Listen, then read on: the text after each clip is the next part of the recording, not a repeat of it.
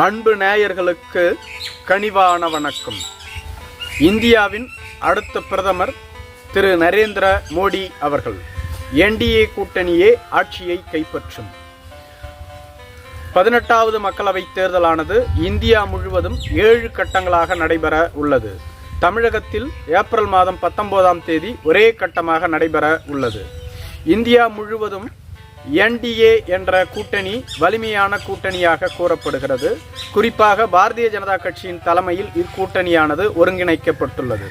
இதேபோன்று எதிர்க்கட்சியான காங்கிரஸ் கட்சியின் தலைமையில் இந்தியா கூட்டணி உருவாக்கப்பட்டுள்ளது. இந்தியா கூட்டணியில் நிறைய கட்சிகள் உள்ளது, வலிமையான மாநில கட்சியும் உள்ளது.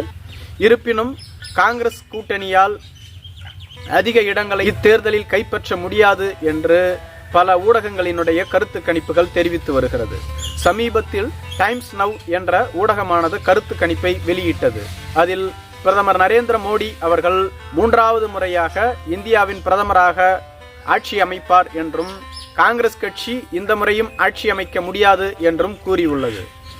என்டிஏ கூட்டணியே அதிக இடங்களை இந்த முறை கைப்பற்றும் என்றும் கூறியுள்ளது. மாநில வாரியாக இவர்கள் கைப்பற்ற போகும் இடங்களை நாம் காணலாம்.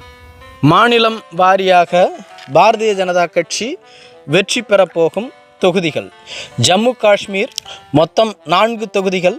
அதில் 2 தொகுதிகளை பிஜேபி கைப்பற்றும் என்றும் 2 தொகுதிகளை காங்கிரஸ் கூட்டணி கைப்பற்றும் என்றும் கூறப்படுகிறது. ஹிமாச்சல பிரதேசத்தில் 3லிருந்து 4 இடங்களை பிஜேபி கைப்பற்றும் என்றும் காங்கிரஸ் கட்சி 1 இடத்தை கைப்பற்றும் என்றும் கூறப்பட்டுள்ளது. உத்தரகாண்ட் மாநிலத்தில் 5 இடங்களையுமே பிஜேபியே கைப்பற்றும் என்றும் காங்கிரஸ் கட்சி இங்கு 1 இடத்தை கூட கைப்பற்றாது என்றும் கூறப்படுகிறது. உத்தரப்பிரதேசத்தில் உள்ள 80 இடங்களில் 60லிருந்து 70 இடங்களை பாரதிய ஜனதா கட்சி கைப்பற்றும் என்றும் 10லிருந்து 20 இடங்களை இந்தியா கூட்டணி கைப்பற்றும் என்றும் கூறப்படுகிறது. மேற்கு வங்காளத்தில் பஞ்சாபில் உள்ள 10 தொகுதிகளில் 3லிருந்து 5 தொகுதிகளை பாரதிய ஜனதா கட்சி கைப்பற்றும் என்றும் 8லிருந்து 10 தொகுதிகளை காங்கிரஸ் கட்சி கைப்பற்றும் என்றும் அகாலிதளம் 1 தொகுதியை கூட கைப்பற்றாது என்றும் கூறப்பட்டுள்ளது.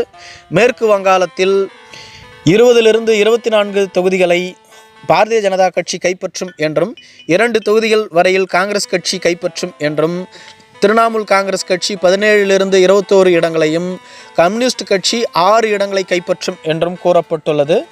மேற்கு வங்காளத்தில் 48 தொகுதிகள் உள்ளது. ஒடிசாவில் உள்ள 9லிருந்து 11 தொகுதிகளை பாரதிய ஜனதா கட்சியும் பிஜு ஜனதாதளம் 10லிருந்து 12 தொகுதிகளை கைப்பற்றும் என்றும் கூறப்பட்டுள்ளது. வடகிழக்கு மாநிலங்களில் அசாம் நீங்களாக 7லிருந்து 9 தொகுதிகளை பாரதிய ஜனதா கட்சியும் 1லிருந்து 3 தொகுதிகளை காங்கிரஸ் கட்சியும் மற்றவை 1 தொகுதியை கைப்பற்றும் என்றும் கூறப்பட்டுள்ளது. அசாம் மாநிலத்தில் 11லிருந்து 13 தொகுதிகளை பாரதிய ஜனதா கட்சியும் 1 தொகுதியை காங்கிரஸ் கட்சியும் ஏஐயுடிஎஃப் 1 தொகுதியை கைப்பற்றும் என்றும் கூறப்பட்டுள்ளது. மகாராஷ்டிராவில் 35லிருந்து 39 இடங்களை பாரதிய ஜனதா கட்சி கைப்பற்றும் என்றும் காங்கிரஸ் கட்சி கூட்டணியானது 9லிருந்து 13 தொகுதிகளை கைப்பற்றும் என்றும் கூறப்பட்டுள்ளது. மகாராஷ்டிராவில் 48 தொகுதிகள் உள்ளன. கோவாவில் உள்ள 2 தொகுதிகளில் 1லிருந்து 2 தொகுதியை பாரதிய ஜனதா கட்சியும் 1 தொகுதியை காங்கிரஸ் கட்சி கைப்பற்றுவதற்கான வாய்ப்புள்ளதாக கூறப்படுகிறது. குஜராத் மாநிலத்தில் உள்ள 26 தொகுதிகளையுமே பாரதிய ஜனதா கட்சி கைப்பற்றும் என்று கூறப்பட்டுள்ளது. 1 தொகுதியை கூட காங்கிரஸ் கைப்பற்றாது என்றும் ராஜஸ்தானில் 24லிருந்து 25 இடத்தை பாரதிய ஜனதா கட்சியை கைப்பற்றும் என்றும் காங்கிரஸ் கட்சிக்கு இங்கு 1 இடம் கூட கிடைக்காது என்றும் சத்தீஸ்கர் மாநிலத்தில் 10லிருந்து 11 இடங்களை பாரதிய ஜனதா கட்சியும் 1 இடத்தை காங்கிரஸ் கட்சி கைப்பற்றும் என்றும் மத்திய பிரதேசத்தில் 30 இடங்களில் 28லிருந்து 29 இடங்களை பாரதிய ஜனதா கட்சியும் 1 இடத்தை காங்கிரஸ் கட்சி கைப்பற்றும் என்றும் ஆந்திர பிரதேசத்தில் உள்ள 25 தொகுதிகளில் ஆளும் கட்சியான ஒய்எஸ்ஆர் காங்கிரஸ் கட்சி 19லிருந்து 20 தொகுதிகளை கைப்பற்றும் என்றும் தெலுங்கு தேச கட்சி 3லிருந்து 4 தொகுதிகளை கைப்பற்றும் என்றும் ஜனசேனா கட்சி 1 தொகுதியை கூட கைப்பற்றாது என்றும் பாரதிய ஜனதா கட்சி 1 தொகுதியை கைப்பற்றும் என்றும் கூறப்பட்டுள்ளது.